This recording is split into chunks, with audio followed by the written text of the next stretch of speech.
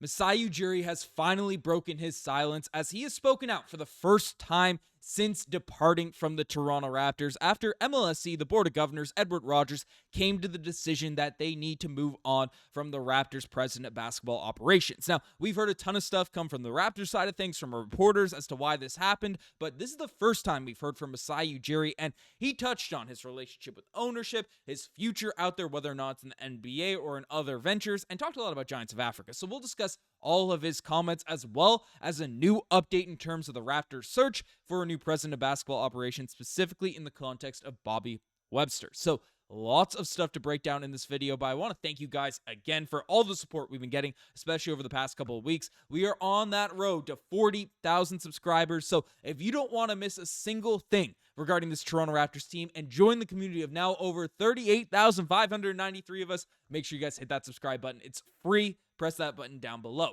But let's dive into it, because Masai Ujiri, it's been well anticipated to hear his side of things and what's coming out, and he had some quotes coming out and was very professional as always. So first things first, he came out and said, "It's been 12 incredible years with the Toronto Raptors, and I am so grateful and so thankful for the opportunity. Fans, my family, colleagues, coaches, players." And when he was saying this too, he had a little pause. Masai Ujiri came out with a little pause when he was saying this in this Good Morning America interview, but he came out and said, and also thanked the owners. "Everyone has been incredible to me, and Toronto. I love you, Toronto. It's a great part of my, a great journey in my life, and it's time. All great things must come to an end." So Masai Ujiri, firstly, was very thankful, was very positive, and was very emotional in terms of talking to Toronto. You heard it in his voice. Doesn't seem like there's ill will whatsoever in terms of his departure. You know, sometimes you see people, even with the Toronto Raptors, like execs, coaches, and stuff, Dwayne Casey, Nick Nurse, to name a couple, right? When they depart the Toronto Raptors, they don't have a lot of kind things to say, or they, go on burner accounts and roast some of the players on the team. Masai Ujiri, of course, is all class and said all the right things, even amongst ownership, after we know there has been some sketchy stuff coming out regarding Edward Rogers and previous contract negotiations and cap stuff and all of that, right? Masai Ujiri came out and was very, very professional in his quotes departing from the Toronto Raptors. This is as expected. Masai Ujiri is a very, very classy guy, and, that's, shout out to Masai. Great guy leading this organization for a very, very long time. Regardless of what you think about his moves, and especially the last 4 years of his tenure, you can't argue that this man is pure class, and was a great face for this Raptors team and those ownership meetings, and just a public face, for this team's front office. So there was that, but then he also discussed his future, whether or not it's going to be in the NBA or not. And essentially, he gave the very political answer we know Masai Ujiri is capable of giving. Now, it's day-to-day with the family. He also asked the Good Morning America host, "Hey, do you have a job for me?" But he said, "And honestly, now it's time to really look at it from the top and I know there are great things coming." So, was very vague, was very, okay, well, we'll see what's happening and stuff, but he's going to be looking at all of his options, looking at different things. He didn't drop any nuggets, "Hey, I'm going to the Lakers," or something crazy like that, and you wouldn't expect that there in his initial interview, with Good Morning America. Masai, always a little bit coy out there in terms of these discussions. He's publicly trained, and before we dive into this update, because there's a very, very interesting update regarding Bobby Webster landing that president of basketball operations. Masai, most of this interview is about the Giants of Africa and, how that's been growing and how that's been developing. And, of course, he came out and had a lot of great quotes. This is just one of them, saying, "We will continue to build courts, continue to build the infrastructure in really difficult areas, really continue to inspire young girls. And honestly, the game has taken me incredible places. I want the youth in Africa, the youth of the world.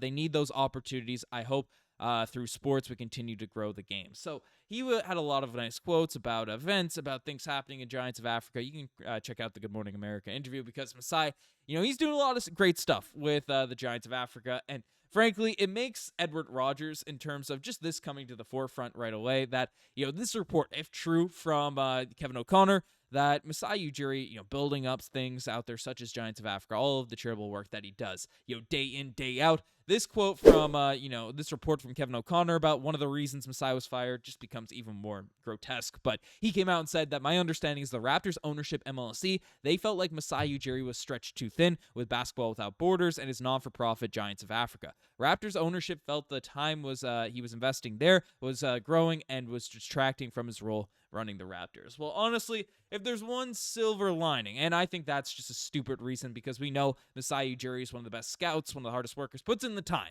Whether the decisions end up right or wrong, that is what it is. But Masai Ujiri certainly puts in the time to this Raptors role. He's a grinder. He's a dog. He's traveling all over the world to scout these guys. I mean, that's just a bold proclamation and just a stupid kind of reason for the Raptors. Hey, this guy does too much charity work, and that's just stupid. So one of the things I guess is a positive for him not being at the Toronto Raptors is he can go full force, at least in the short term, of building up the Basketball Without Borders, Giants of Africa, and everything he's doing. So shout out to Masai Ujiri. I love that in terms of he'd be able to do stuff out there along those lines. But that's not the only updates we had from Masai Ujiri and his quotes and stuff like that, as we had some news in regards to Bobby Webster and his pursuit out there as president of basketball operations. And we got some really interesting insights in terms of how he differs from Masai Ujiri as a manager, because we know Masai is very effective and all of that, but there has been some criticism thrown his way. So I've seen some people bring up like, oh, Bobby Webster, he can't be the president of basketball operations because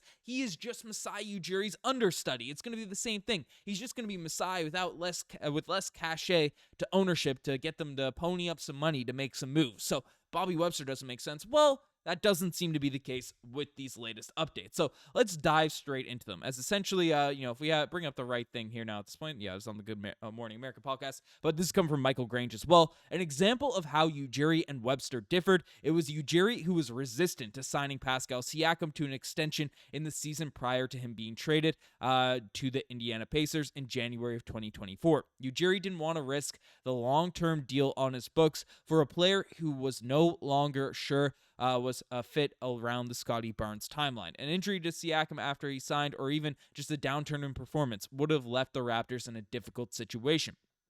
But not signing him also meant they had less control over Siakam and where he could be traded, as he is heading into the final year of his contract, and likely less leverage from extracting in a top price. So that is a very, very interesting piece of knowledge, and it is something that is kind of tricky with how Masai was very, very close and tight with Pascal Siakam. So news came out that Bobby Webster was in favor of extending Siakam during that summer leading into that season, while Masai Ujiri wanted to maintain cap flexibility. Now, that philosophy in terms of cap flexibility really has been the direction that teams like the Oklahoma City Thunder, a lot of these big top organizations have been playing with, and especially teams that aren't at the top tier the NBA. It makes sense in terms of Masai Ujiri's approach at that point, but of course we've seen how good Siakam is. We saw how little return we got anyway, so I personally was in the boat of we needed to extend Siakam that summer, and Bobby Webster specifically was as well. So we got some interesting updates there. So essentially Webster was in favor of extending Siakam, which would have given the Raptors more control in the trade market if they want to go that route,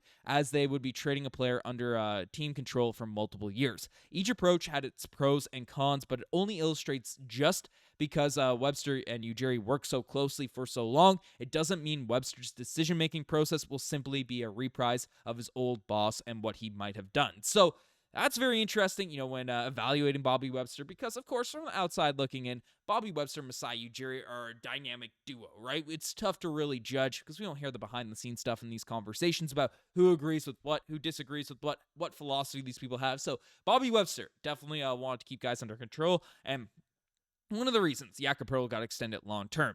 Bobby Webster applying that similar philosophy to Big Yak. So we have that update there. And then in regards to the president of basketball operations update, essentially there's a feeling in the Raptors organization that Webster wants the president's job now that it's available. Him being included in the interview process is not a courtesy, but something Webster wants. So again, we know how well Bobby Webster manages the cap, how well he can organize this team, all that type of stuff.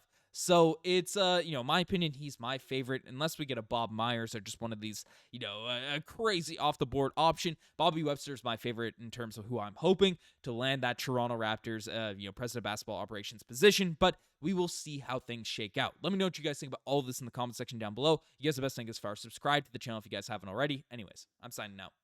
Cheers.